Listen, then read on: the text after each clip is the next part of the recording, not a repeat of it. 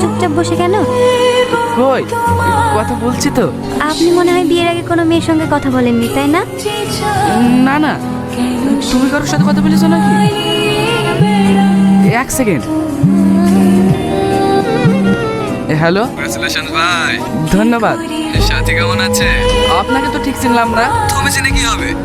সাথী আমাকে খুব ভালো করে চেনে। সাথী, তোমার গাড়ির দিলটা কেমন আছে গো? অনেক মিস করছি ওটাকে। দয়া করে আমার জীবনটা নষ্ট করে না দিয়ে ফোনটা কেটে দাও। আমাদের এতদিনের ভালোবাসা তুমি ভুলে গেলে সাথী? কি উল্টো পাল্টা বকছিস? কে তুই? নাম তো জেনে গেছো। একটা ভিডিও পাঠালাম, তো দেখে নাও। কি করছো আজিজ? ওই কি করছে? কফিতে কি মিশিয়েছো তুমি?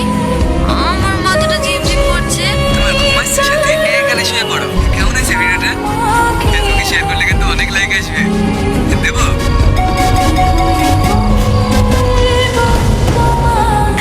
আপনি আমাকে ক্ষমা করে দেন। সরিস আমার কাছ থেকে।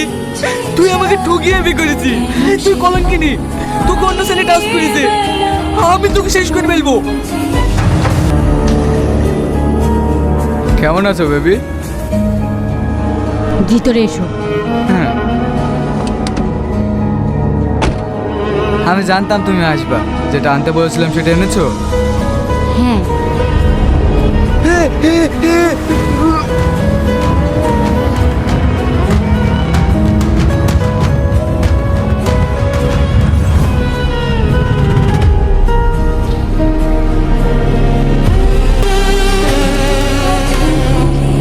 আমাদেরকে ছেড়ে দাও ভাই, আমরা তোমার পক্ষে জীবনে জ্বালাবো না। জীবন থাকলে তো জ্বালাবি।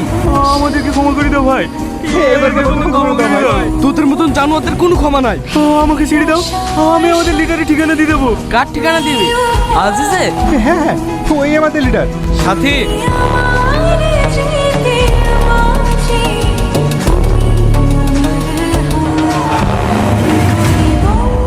দেখ তো চিনতে পারিস কিনা?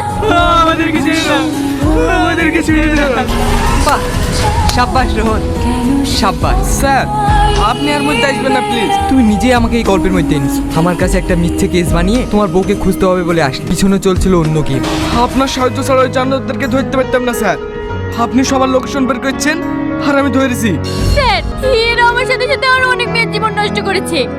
এদের শাস্তি হওয়া দরকার। স্যার, আমরা দোষ করেছি, আমাদেরকে নিয়ে যান স্যার। ওদের হাতে সেট দিয়ে না, ওরা আমাকে মেরে ফেলবে। দোষ করেছিস, শাস্তি তো পেতেই হবে, কিন্তু জেলে না, এখানে। তোরা আমার মেয়েকেও ছাড়িসনি, তোদের শাস্তি এখানেই হবে। Thank you sir. এই নাও সাথী, এই টাকা আমি রাখতে পারবো না। হাসি Rohan, best of luck. Sir please আমাদেরকে ফেলে যাবেন না স্যার।